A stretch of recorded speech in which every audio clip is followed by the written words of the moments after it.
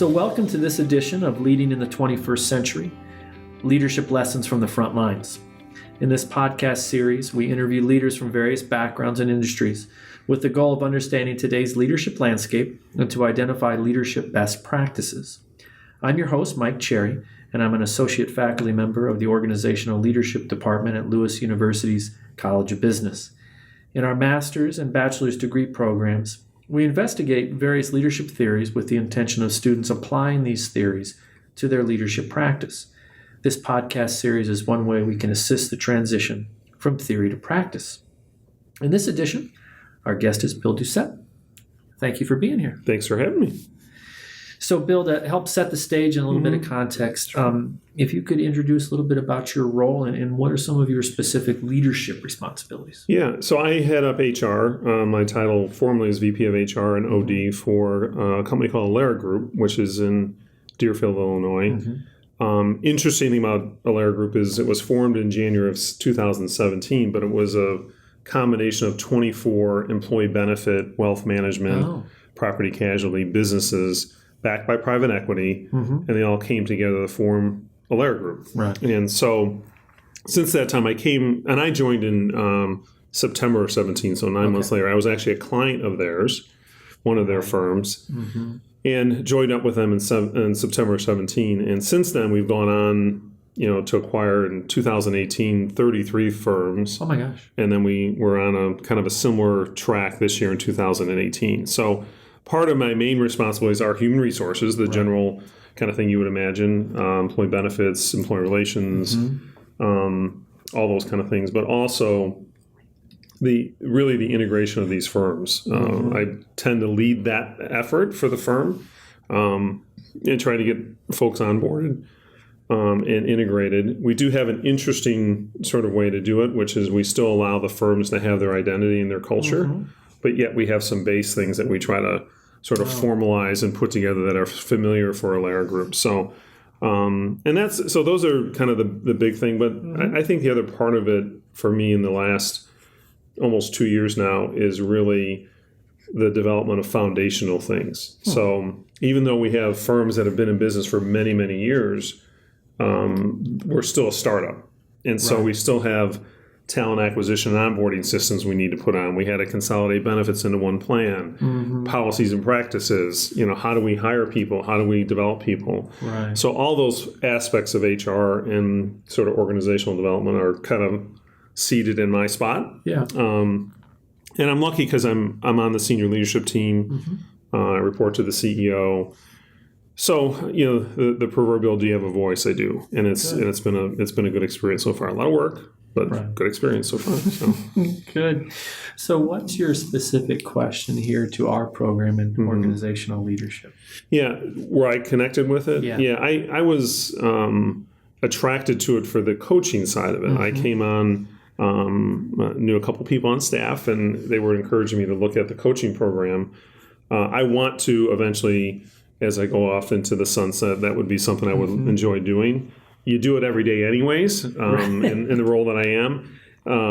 And I felt like at the time, I felt like I knew enough to be a decent coach, but I really never felt like I had the background, the certification, the disciplines around it.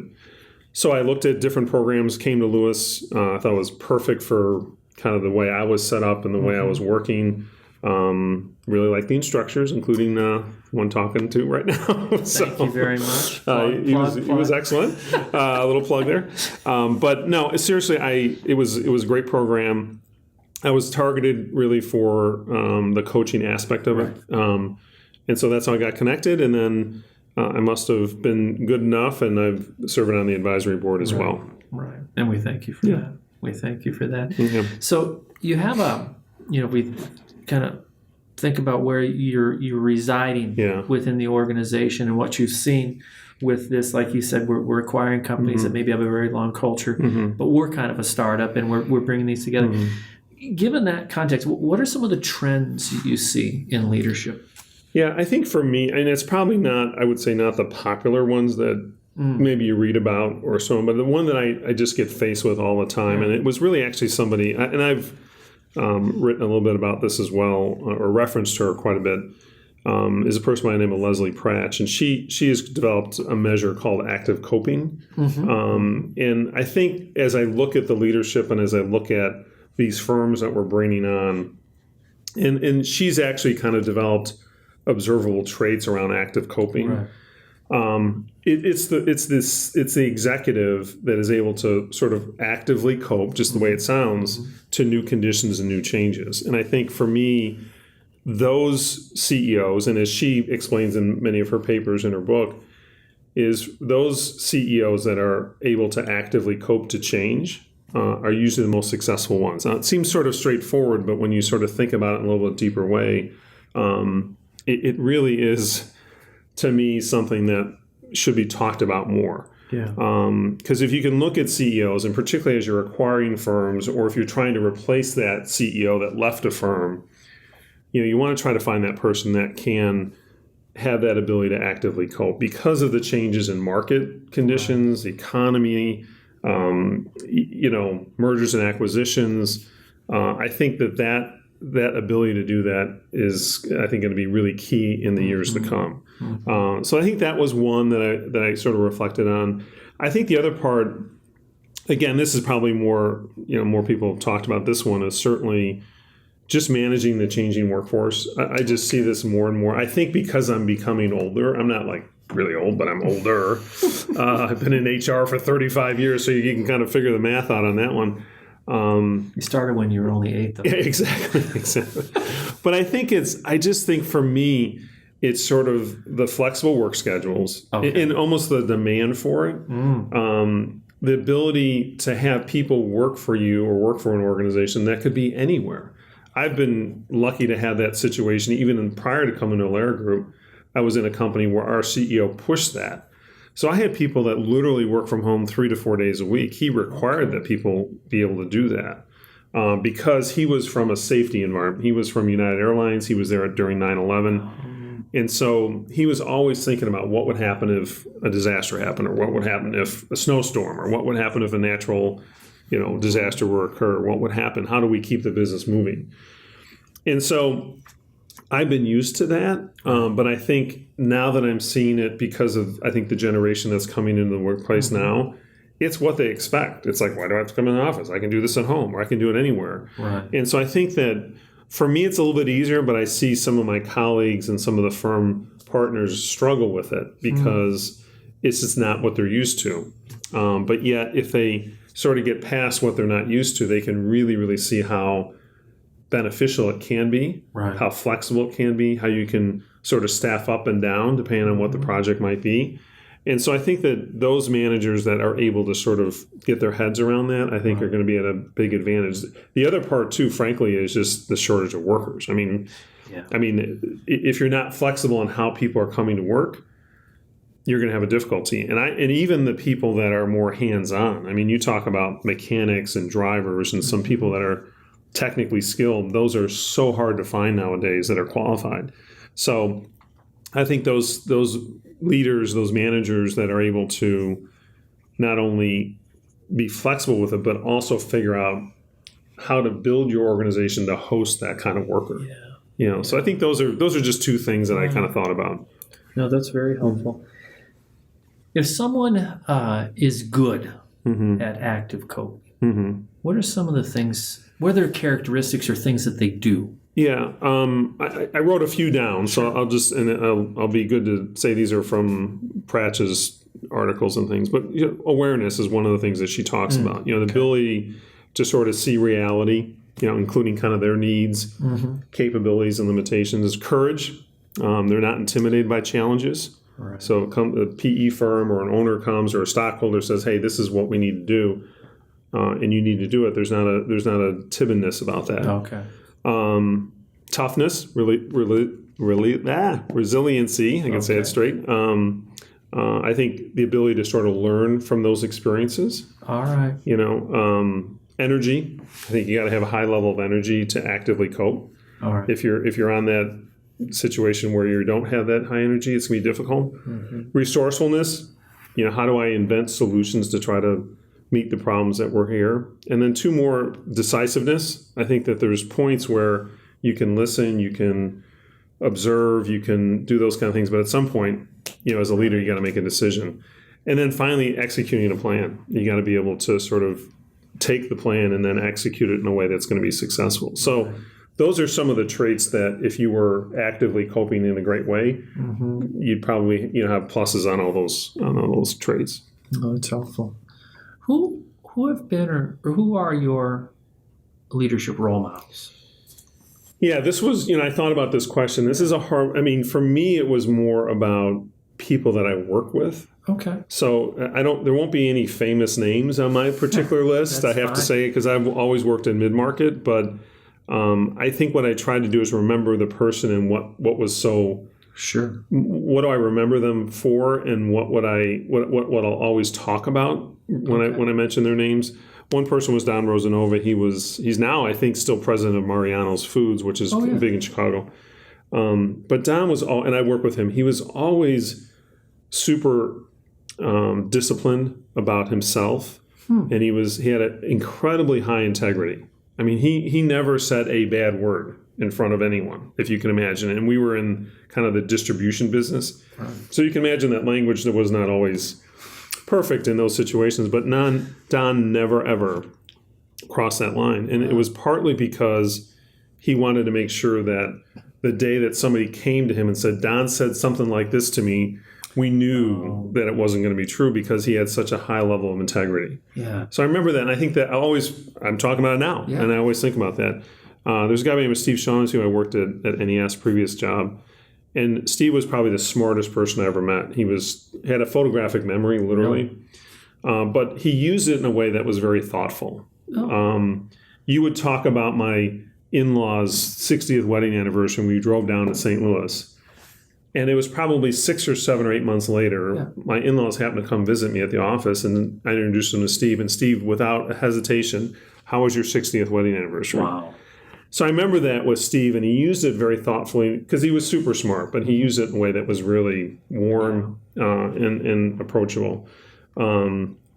Katie Lawler is a person that she heads up HR for ITW. And Katie, I can always remember, she's had an incredible career, but she's never, ever forgotten where she's come from, and she's always available.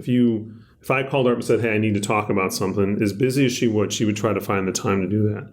And I think that groundedness with her, again, another trait that I think about, if I could model that, that's what I would do. And then finally, I mentioned Andy just a little while ago about, he was COO of United Airlines during 9/11. And I worked for him for 10 plus years at NES Rentals. But I think his was always being prepared, always having that safety sort of orientation. But I think even more, he was thoughtful of the worker. And I mean that in a sense, anything we would put out, he would always take it from a view of what would the mechanic think, or what would the mechanic read it as, or how can we make it not simpler, but just more clear to them. And I always felt like that was such a good thing to be reminded of, because we could sit in our offices and think of these great things and not really relate it to the person that's working, if you will. So those were kind of four people. There are probably a few others, but that sort of came to me about like role models for leadership, just some of the traits that they exhibit. I think, sort of theoretically, there's the Cummings, there's the Worleys, there's the traditional ones, Jameson. I think Lawler, particularly for me, just in some of the HR background for me. There's a guy named John Pfeffer who's done a lot of work in kind of in the HR area and sort of value for HR. Okay. And then Woodman, of course, has been, kind of all those people in the management theory area. Those are the folks. But I think those are all great. But I think when you see it and witness it, those are the people I mentioned earlier are probably more on the top of the list for me. That's good. That's good. I like those close to home examples. Yeah, sometimes we kind of extrapolate out of how someone would be, but if we see someone on a daily basis, we get a great sense of that. We mentioned some leadership theories, particularly HR. What or which, or it doesn't have to be exhaustive list. Which of those leadership sort of theories and approaches seem to resonate with your style, your approach to leadership? Yeah, I mean, for me, I think. There's one that I did not mention, which was, Edgar Schein. I think obviously he's done a lot of work in culture, But later in his career, he's been around for a long time, but he's really worked on the theory around helping, and particularly looking at sort of a productive and healthy way to help. And I think I've always sort of, like when I first heard him talk about this and then read his book on helping, that really stuck with me, because his point of it is basically, if we can develop more healthy helping relationships with each other, and it doesn't matter if it's personal or business, but in this case, let's just talk about from a professional standpoint, the areas of collaboration, teamwork, cooperation, building trust, all those things which are essential to organizational change and essential to organizational success, I think center on the fact if I can be a better helper, if I can be a better helper to you or to my colleagues, then we're going to be more effective, and then we're going to be able to do some great things and maybe change organizations in a great way. So I think the fundamental thing for me related to helping is, are people willing and able to receive the help? So there's times where I'd like to say, hey, Mike, I could tell you things like, hey, you should be doing this. First of all, you didn't ask me. Second, you may not be ready to receive that help. Yeah. And that's where relationships sort of go haywire, both professionally and personally. And that's not exclusive, but just an example. Right. And so I think that I try to make sure that I enter into any kind of relationship or situation where, and Shine would say, for example, I would first say, Mike, are you interested in some feedback? Right. And if you're interested in some feedback, then you have an opening to sort of create a really helpful situation. If somebody's not interested in help, then I'm like, okay, when you're ready, let me know, or because all I'm going to do is be a nag to you. I'm going to waste my time, frustrate you, and maybe get you upset with me. Now, I realize there's situations in professional life that you have to just sort of say, this is how we're going to do it. But I think in the situation where we're trying to build trust and go on, I think that's where it's really sort of centered for me, is how do I become a better helper to others, and do it in a way that's healthy and that they find it to be healthy. Yeah, no, that's great. Would you mind completing a statement for us? Sure. I know I'm a leader because. I don't know. No, I think. I know I'm a leader because the folks that I've worked with are comfortable sharing good and bad with me. I think that they come to me for guidance. I know I try to establish a relationship with them early on. That if, as an example, I always say to them, if you ever are going to leave this organization for whatever reason, just come talk to me. It's okay. Nothing's going to happen. I just want to make sure it's the good decision for you. And so I think that part of leadership is to know that, and I think I work hard at this, is to try to make sure people know that this relationship we're having at work goes beyond work. Meaning, I'm not looking to get in your personal life in that manner, but from the sense of, I want to make sure it's really great for you. And that your developmental path, hopefully it's internal. But if it's not, let's talk about what external could happen or what it would look like. And so I think that my leadership style sort of starts there, that they need to understand that I'm most interested in their development as a professional.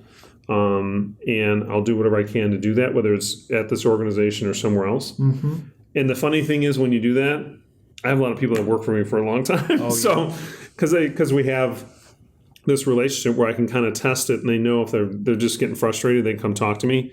And we may be able to shift some things internally. And if not, there's certainly been some dear friends that have left and have gone on to really successful things, because it was time. It was time for them to. You can't be a director the rest of your life. There's VP opportunities out there for you, or manager jobs, and so on. So I think that would be probably how I would know that I was a leader, is that people trust and are interested in making sure that they come to me if they're both in sort of tough situations and good situations. You mentioned coaching, and that was your specific, connection, at least initially with us. Is coaching a leadership style or approach, or is it something a little bit different? How would you describe that? No, I think one of the traits of great leaders is having that ability to be a coach and a teacher. And I kind of put them maybe technically they're not exactly the same, but I think for me, there's sort of moments where you're coaching and there's moments where you're teaching to some degree, and I think there's sort of these lines cross a little bit. But I really think that it is some of the best CEOs that I've worked with were really good coaches. You know, they didn't go through the Lewis program like I did, so I knew exactly what was going on. Now I do. Back then I didn't, but now I do. But I think that they understand. They can read. Facial. They could read moods. They can understand that Andy was the best at it. Yeah. Andy started. I couldn't, it was terrible. Maybe I'm just a bad poker player, but if I was a little bit off, he would know, and he would take the time just to say what's going on. Okay. And now almost to an annoying level, but he was always really great about it. And and then he would coach, and then he might teach a little bit, but he might coach a bit like, hey, that's not so tough. Let's think about something else. Have you thought about this or that? And so I think that, to me, Mike, I think that, coaching is definitely, it can be learned too. Okay. I really do. I think some are naturally better at it. I feel like I've learned more going through the program, and I know to be more improved about my questions and not leading. And that has certainly helped me because of the role that I'm in. Right. Good. Well, Bill, thank you very much for both your knowledge and time. Sure. For those listening, be on the lookout for future editions of the podcast. And special thanks to our sound engineer, Casey Ross, who's helping us here with this today. So thanks again. Thanks for having me. Have you. Thank you. Appreciate it.